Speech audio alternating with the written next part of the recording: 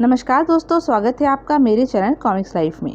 शुरू करते हैं मनोज कॉमिक्स की एक और मज़ेदार कॉमिक्स, भगवान की लीला पार्ट 2। उस दिन उन्होंने खूब अच्छे से अच्छे नाना प्रकार के पकवान बनाए और खूब दावत उड़ाई। आहा, आज आया है खाने का मजा। ए जी, अब तो रोज इसी तरह मजे आएंगे। आप देखिए तो मैं अब टूटे फूटे घर का रूप कैसे बदलती हूँ। अगले ही दिन उन्होंने बाजार में जाकर ओढ़ने पहनने के वस्त्र आदि व अन्य सामान खरीदा और घर की कायाकल्प कर दी। लेकिन कहते हैं ना कि बिना मेहनत किए पैसा मिलने से इंसान की बुद्धि भ्रष्ट हो जाती है और वह पैसे की कोई कीमत नहीं समझता है।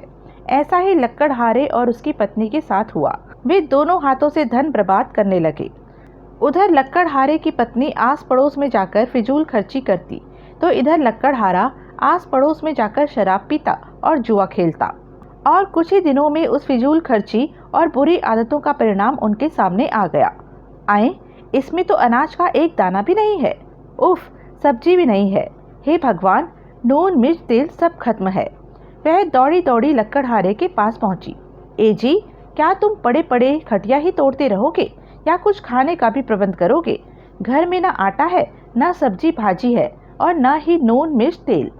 अरे भगवान, गला क्यों फाड़ रही है? बाजार से जाकर ले आ या किसी अड़ोसी पड़ोसी को भेजकर मंगवा ले। मंगाऊं तो तब ना जब पास में पैसा हो। इस वक्त तो हमारे पास फूटी कौड़ी भी नहीं बची। पत्नी की बात सुनते ही लक्कड़हारा चारपाई पर उछलकर बैठ गया। यह तुम क्या कह रही हो भगवान? इतनी जल्दी सारा पैसा कैसे निपट गया? तुम्हारे कारण न तुम जुए शराब में पैसा उड़ाते, न यह नौबत आती। क्यों अपना दोष मेरे सर मढ़ रही हो? पैसा तो तुम अड़ोसी पड़ोसियों को चाट पकौड़ी खिला खिलाकर स्वयं उड़ाती थी। देखो जी, सुबह सुबह मेरे मुंह न लगना। मैं तो अड़ोसी पड़ोसी से बनी रहे इसलिए थोड़ा सा पैसा उन पर खर्च कर देती थी। तो मैं कौन सा सारा पैसा जुए और शराब में उड़ा देता था?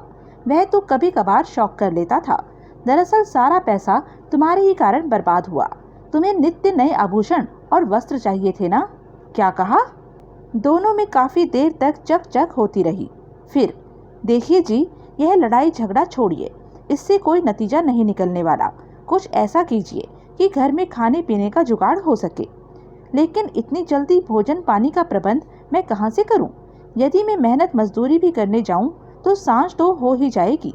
क्या तब तक हम भूखे ही रहेंगे? सुनिए, यह हार ले जाइए और इसे बाजार में बेचकर भोजन पानी का इंतजाम कीजिए। हाँ, अब तो यही एक रास्ता रह गया है। लक्कड़हारे ने अपनी पत्नी का हार बेचकर कुछ दिन गुजारा चलाया, लेकिन दोनों को फिजूल खर्ची की आदत पड़ चुकी थी।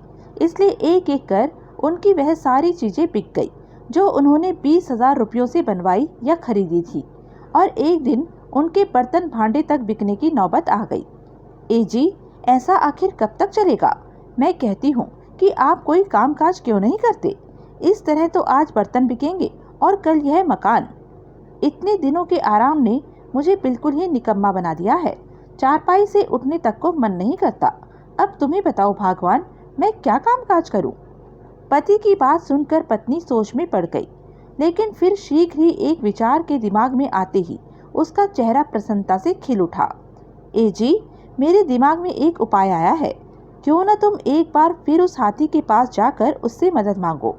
हो सकता है वह तुम पर रहम खाकर अपने बाकी के दांत भी तुम्हें दे दे। अरे वाह, यह बात तुमने पहले क्यों नहीं सुझाई? उस हाथी ने भी मुझसे यही कहा था कि कभी फिर मदद की जरूरत पड़े तो मेरे पास निसंकोच चले आना। मैं अभी उसके पास जाता हूँ। लक्कड़हारा उसी समय आरी लेकर निकल पड़ा और दोपहर होने से पहले पहले हाथी के पास जा पहुंचा। दुआ सलाम करने के पश्चात वह दुखी स्वर में हाथी से बोला, मित्र, इस समय मुझ पर घोर विपदा आ पड़ी है। घर में खाने को कुछ भी नहीं है। बीवी बच्चे सब बीमार पड़े हैं। मैं बड़ी आस लेकर तुम्हारे पास आया हूँ। यदि तुमने मेरी मदद नहीं की तो मैं यहीं आत्मदाह कर लूँगा। ऐसा नहीं कहते हैं मित्र। यदि तुम्हें धन की आवश्यकता है तो तुम मेरे बाकी के बचे हुए दांत भी ले जाओ। लेकिन हाँ, पहले जो तुम मेरे आधे दांत ले गए थे उससे मेरे धन का तुमने क्या किया? अब तुम्हें क्या बताऊं मित्र, तुम्हारे दांतों को बेचने से मुझे जो धन मिला था उस धन में से आधा तो मैंने अपने कर्जदारों को चुका दिया। थोड़े पैसों से जमीन खरीदी और उसमें खेती करने लगा। लेकिन अभी फसल उगा भी नहीं पाया था कि घर टूट गया बस बाकी का पैसा घर ठीक कराने में खर्च हो गया। गजराज बेचारा वास्तव में बहुत भोला था। लक्कड़हारे की झूठी बात को भी उसने सच मान लिया और बोला, ओह, यह तो तुम्हारे साथ बहुत बुरा हुआ। खैर, तुम मेरे बाकी के दांत ले जाओ और आनंद से जीवन व्यतीत करो। यह मेरा सौभाग्य है कि मैं अपने मित्र की मदद कर सका। लक्कड़हारे ने तुरंत हाथी के दांतों के ऊपर चढ़ी खाल काटी और दाढ़ से उसके दांत काटने लगा। आह, बहुत पीड़ा हो रही है, लेकिन यदि मैंने अपनी पीड़ा मित्र को जताई तो शायद यह मेरे दांत न काटे। इसलिए अच्छा यही होगा कि मैं यह पीड़ा चुपचाप बर्दाश्त करता रहूं। लेकिन कैलाश पर्वत पर अपने स्वामी शिव के साथ बैठी माता पार्वती की आंखों में वह सब कुछ देखकर आंसू आ गए थे।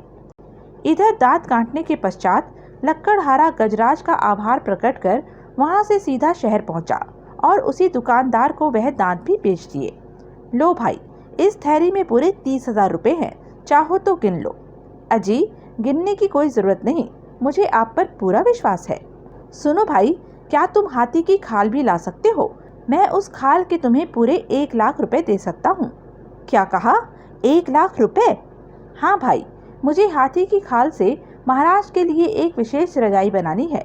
यदि तुम 2-4 दिन में ही किसी विशाल हाथी की खाल ला दो तो मैं तुम्हें 1,50,000 रुपया भी दे सकता हूँ। 1,50,000? हे मेरे ईश्वर, कहीं मैं कोई सपना तो नहीं देख रहा? क्यों भाई, किस सोच में डूब गए? बोलो, क्या तुम मुझे 2-4 रोज में हाथी की खाल लाकर दे सकते हो? वायदा नहीं करता, पर कोशिश करूंगा। कहकर लक्कड़हारे ने उसी समय एक घोड़ा गाड़ी पकड़ी और अपने घर की ओर चल दिया। यदि एक बार हाथी की खाल मिल जाए तो फिर शायद जीवन भर हाथ पैर हिलाने की जरूरत न पड़े। घर पहुंचकर जब उसने पत्नी को सारी बात बताई, तुम सच कह रहे हो जी? क्या वास्तव में हाथी की खाल का 1,50,000 रुपए मिल सकता है? हाँ भगवान, यदि हम 2-4 रोज में ही उस दुकानदार को हाथी की खाल का प्रबंध करा दें तो। लेकिन भला गजराज अपनी जान देकर हमें अपनी खाल क्यों लेने देगा? अजी, यदि वह दयालु है तो अपनी जान तक भी दे सकता है। तुम कोशिश तो करके देखो। लेकिन यदि उसने यह पूछा कि आज ही मैं जो उसके दांत लेकर गया हूँ उनका क्या हुआ, तो मैं उसे क्या उत्तर दूंगा? फिर वह यह भी तो पूछ सकता है कि मेरी खाल की तुम्हें क्या जरूरत पड़ गई? वह सब भी मैंने सोच लिया है। कह देना कि जब मैं उन दांतों को बेचने शहर जा रहा था तो कुछ लुटेरों ने मुझसे वे दांत लूट लिए और घर की हालत ज्यों की त्यों है। और यदि वह यह बात सुनकर क्रोधित हो उठा कि मैं उसके प्राण तक लेने पर उतारू हूँ तो? ना बाबा ना, मैं इतना बड़ा खतरा मोल नहीं ले सकता। तुम तो पूरी डरपोक हो जी। 1,50,000 रुपयों के लिए तो मैं तुम्हारी भी जान ले सकती हूँ, फिर उस हाथी की तो बात ही क्या है। सुनो जी, कल मैं भी तुम्हारे साथ उस गजराज के पास चलूंगी। फिर देखना मैं मगरमच्छी आंसू बहाकर कैसे उसे अपने प्राण देने पर विवश करती हूँ। ठीक है भगवान, जैसा तुम उचित समझो। वैसे मेरी राय में तो ज़्यादा लालच करना उचित नहीं। अजी, लालच तो हम एक बार कर रहे हैं, लेकिन इसके बाद सुख हम जिंदगी भर भोगेंगे। लक्कड़हारे ने कोई जवाब नहीं दिया और दोनों खा पीकर सो गए। अगले दिन दोनों जंगल में गजराज के निवास स्थान पर पहुंचे। नमस्कार गजराज। आहा मित्र, आज तुम्हारे साथ हमारी भाभी भी आई है। कहो, कैसे आना हुआ? अरे, तुम दुखी और परेशान भी लगते हो। कहो कहो, क्या बात है? और हाँ, तुम बीमार भाभी को अपने साथ कैसे ले आए? लेकिन बजाय कुछ कहने के लक्कड़हारा अपनी पत्नी की योजना अनुसार फूट फूट कर रो पड़ा। अरे, क्या हुआ तुम्हें? लेकिन जब लक्कड़हारे का रोना बंद नहीं हुआ। तुम्हें बताओ भाभी, क्या बात है? मुझसे अपने मित्र का रोना देखा नहीं जा रहा है। मेरा दिल अथाह दुख से फटा जा रहा है। मैं क्या बताऊं भैया गजराज, कहकर वह भी फफक पड़ी। अरे, तुम भी रोने लगी? अरे भाई, कुछ बताओगे भी? अगर तुम दोनों की खुशी के लिए मुझे अपनी जान भी देनी पड़ी तो मैं पीछे नहीं हटूंगा। तुम बोलो तो सही, क्या दुख है तुम्हें? गजराज भैया, आपने कल इन्हें जो अपने दांत दिए थे उन्हें शहर जाते समय कुछ लुटेरों ने छीन लिया और हमारे घर की स्थिति ज्यों की त्यों बनी हुई है। हमने 2 दिन से कुछ नहीं खाया। ये तो आपके पास संकोच के मारे आ ही नहीं रहे थे, इसलिए आपको सब कुछ बताने के लिए इनके साथ मुझ बीमार को ही आना पड़ा। ओह, यह तो तुम्हारे साथ बहुत बुरा हुआ भाभी। मेरे पास तो दांत भी नहीं बचे जिन्हें देकर तुम्हारी मदद कर पाता। फिर भी यदि मेरा कोई भी अंग लेकर तुम्हें धन प्राप्त होता है तो वह अंग मैं तुम्हें खुशी खुशी दे सकता हूँ। बोलो, तुम्हें मेरा कौन सा अंग चाहिए? गजराज भैया, वह एक सेठ। कहती कहती लक्कड़हारे की पत्नी खामोश हो गई। तुम्हें जो कहना हो निसंकोच कहो भाभी, तुम दोनों की खुशी के लिए मैं अपने प्राण भी दे सकता हूँ। क्षमा करना भैया, मैं आपसे आपकी सबसे कीमती वस्तु मांगने जा रही हूँ। एक सेठ ने कहा है कि यदि हम उसे किसी हाथी की खाल लाकर दे दें तो वह हमें काफ़ी सारा धन दे सकता है। ओह, तो इन्हें मेरी खाल चाहिए जिसके लिए मुझे अपने प्राण तजने होंगे। एक बार तो हाथी के मन में आया कि वह उन्हें साफ इनकार कर दे, लेकिन फिर एक मित्र को विपदा में देखकर उसके मन में दूसरा विचार आया। तू बूढ़ा हो चुका है गजराज, तेरी जिंदगी अब है ही कितने दिन की? आज मरा या कल मरा, जबकि तेरे मित्र और उसके बाल बच्चों के सामने पूरी जिंदगी पड़ी है। क्यों न तू इनके सुख के लिए अपने प्राण आज ही त्याग दे। तुझे तो मरना ही है, लेकिन यदि तू आज मरा तो इनकी जिंदगी संवर जाएगी और इस नेक काम के लिए तुझे पुण्य भी मिलेगा। वह पुण्य जिसे पाने के लिए तू न जाने कब से तरस रहा है। और अच्छी तरह सोचने विचारने के बाद, मित्र, तुम दोनों अपने आंसू पोंछ डालो। मैं तुम्हारी खुशी के लिए अपनी खाल देने को तैयार हूँ।